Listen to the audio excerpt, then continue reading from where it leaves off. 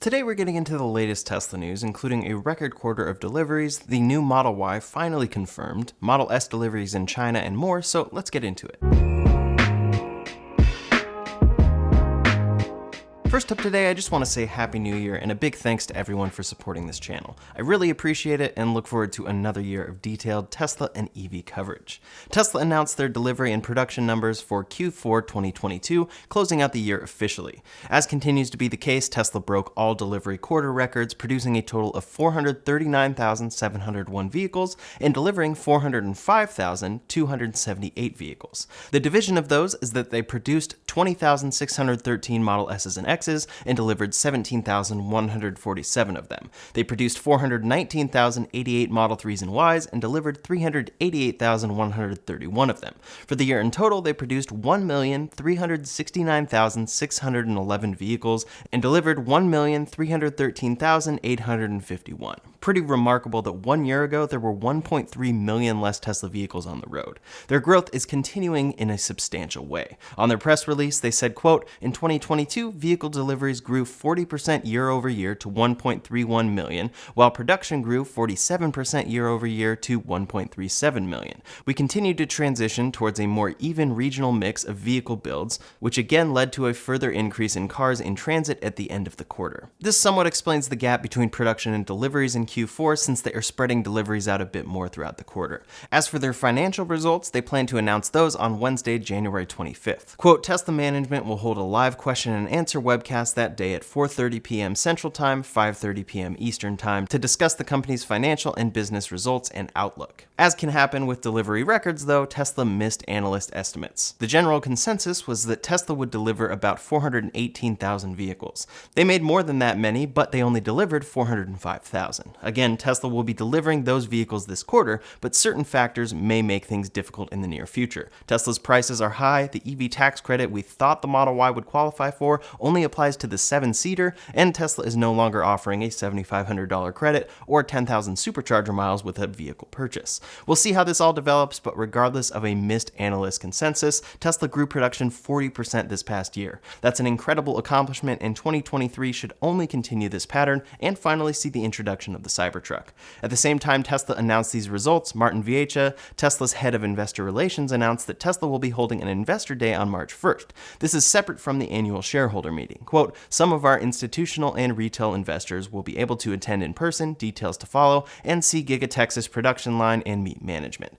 There's a lot in store for Tesla this year, including Cybertruck production, a revamped Model 3, a potential new Gigafactory, and Tom Zhu, Tesla's president in China, potentially having a larger role. We're almost certain about a new Model Y as well, which we'll detail in just a minute. One very interesting detail on the delivery consensus that was sent by Tesla's head of investor relations prior to Tesla's official announcement is what they list for other models. Obviously, right now, Tesla's main vehicles are the Model 3 and Y, and then the Model S and X. In these estimates, though, we can see analysts predicting Tesla selling 39,250 units of all other models. Those would likely include the Cybertruck Semi and any future cheaper Tesla. By 2026, analysts see Tesla delivering about 3 million vehicles a year, with 534,946 of them being other models. It's very interesting to see this and consider the other vehicles Tesla is planning for, but it likely leaves out a lot of production. Based on Tesla's speed of ramping so far, the Cybertruck, Semi, and other $25,000 EV or robotaxi would likely scale up much faster than this accounts for,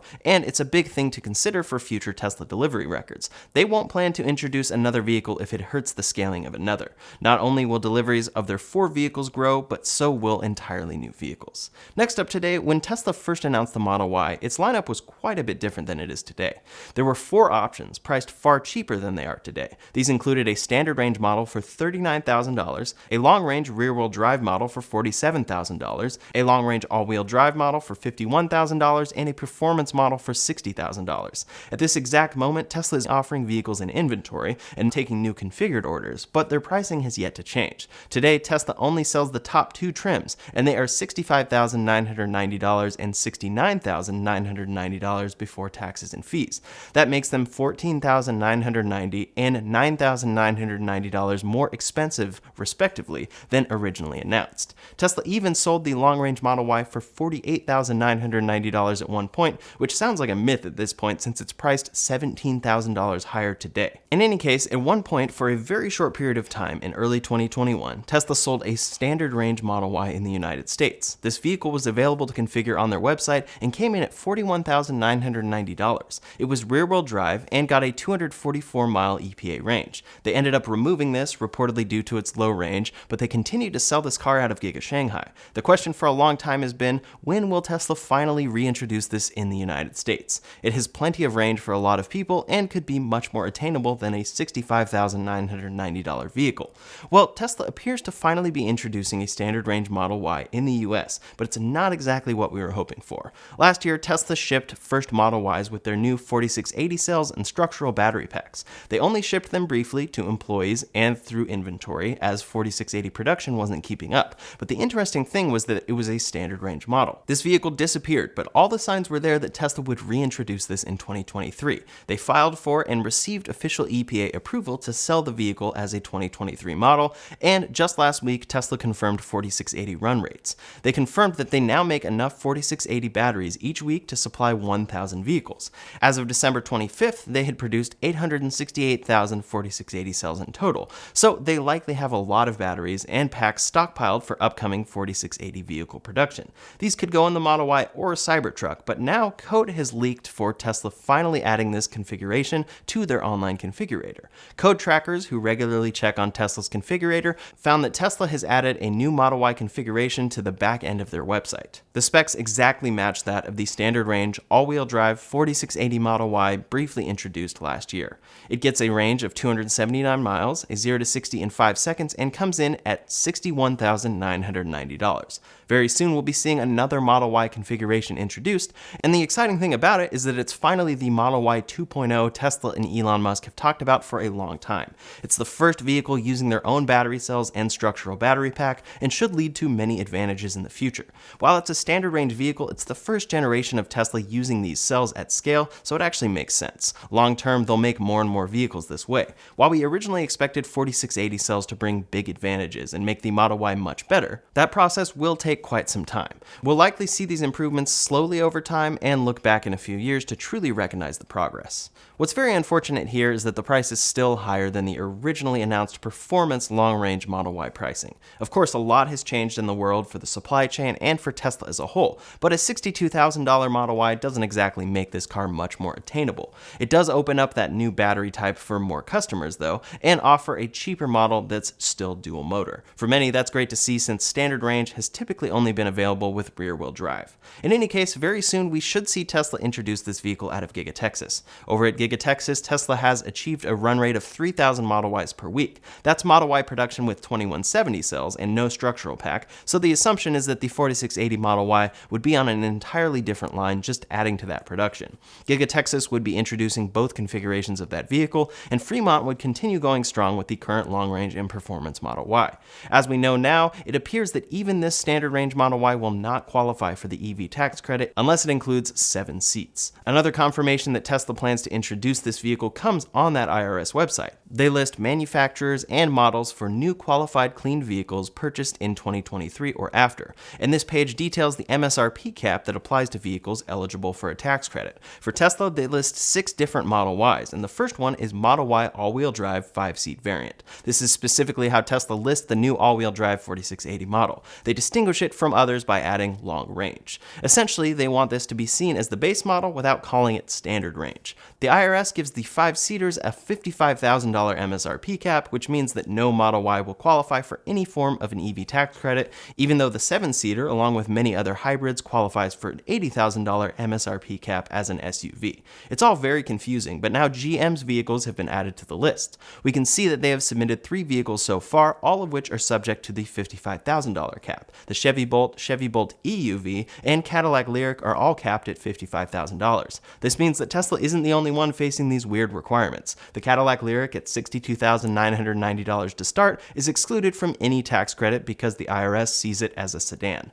Again, to compare here as I did in my last video with the Model Y, the Lyriq, which is not considered an SUV, is 15 inches longer than the Ford Escape Hybrid, which is considered an SUV. The Lyriq also weighs about 2,000 pounds more than that car, so I still have yet to figure out what makes an SUV in these qualified clean vehicle details. As we can see in this chart, there are 5 hybrid vehicles eligible for a $7,500 tax credit, whereas the Model Y is eligible for $0 unless it has 7 seats. The same applies for certain Mach-E trims and the Lyriq, as I just mentioned. In response to this, Elon of course said this is messed up. Many would argue he's just mad that this will hurt Tesla, but this seems to be hurting EVs in general regardless of brand. The most popular models from Ford, GM, and Tesla are being excluded for reasons we're still not clear on. Next up today, I mentioned that Tesla will be holding an investor day on March 1st of this year. Martin Viecha tweeted about it, but a Tesla press release gives more details about what they'll unveil at that event. One particular detail is very big. They said, "We plan to host Tesla's 2023 Investor Day on March 1st, 2023. The event will be live streamed from our Gigafactory, Texas, with the option for some of our institutional and retail investors to attend in person, details to follow. Our investors will be able to see our most advanced production line, as well as discuss long-term expansion plans, Generation 3 platform, capital allocation, and other subjects with our leadership team." It's easy to miss, but right in there, Tesla said that they will discuss long-term expansion, including their Generation 3 platform. For a while now, Tesla has teased a cheaper $25,000 EV, but Elon Musk detailed this further during Tesla's last earnings call. He said, quote, "It's the primary focus of our new vehicle development team, obviously. At this point, we are done with the engineering for Cybertruck and for Semi, so it's obviously what we're working on, the next generation vehicle, which will probably be about half the cost of the 3 and Y platform. It will be smaller, to be clear. Half the cost of their current platform lines up exactly with a more affordable vehicle, and Tesla classifies the Model S and X as Generation 1, Model 3 and Y as Generation 2, so this will undoubtedly be Generation 3. He clarified further at the time, saying, quote, "Obviously we're going to take everything we learned from SX3Y, Cybertruck, and Semi into that platform. But we are on a 2-for-1 target. We're trying to get to that 50% of cost number again."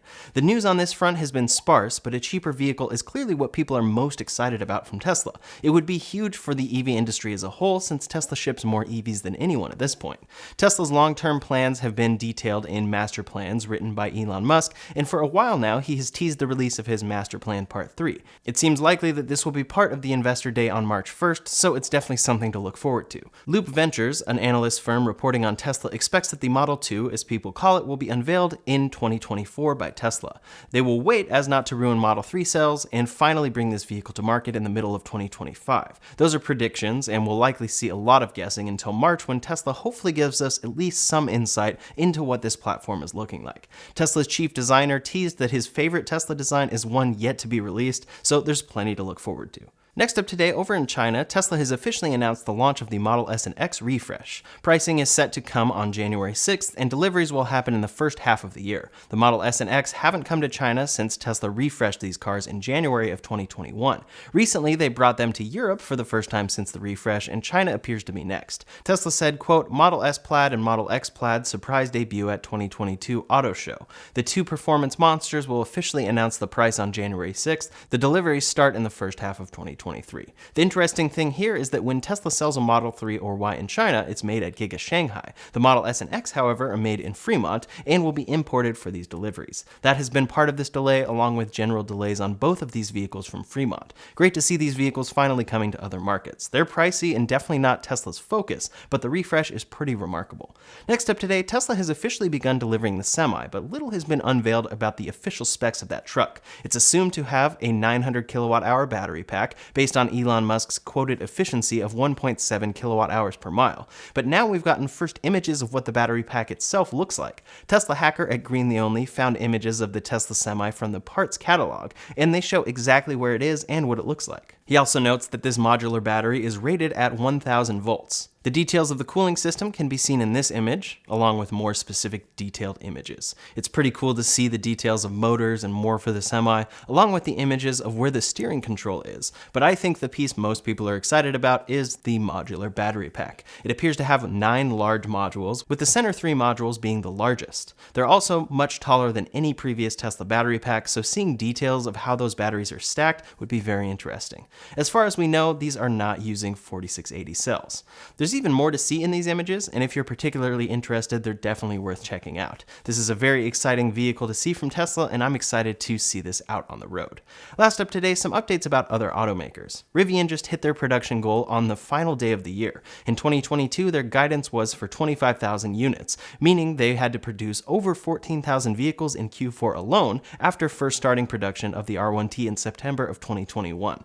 In November, they said they were on track for their goal of 25,000 vehicles, and while Rivian hasn't officially announced this, it looks like they had a quiet celebration in their factory. It's a big achievement, and we should be hearing more from Rivian officially in the near future. It sets them up well for a successful 2023, and I'm excited to see more from them.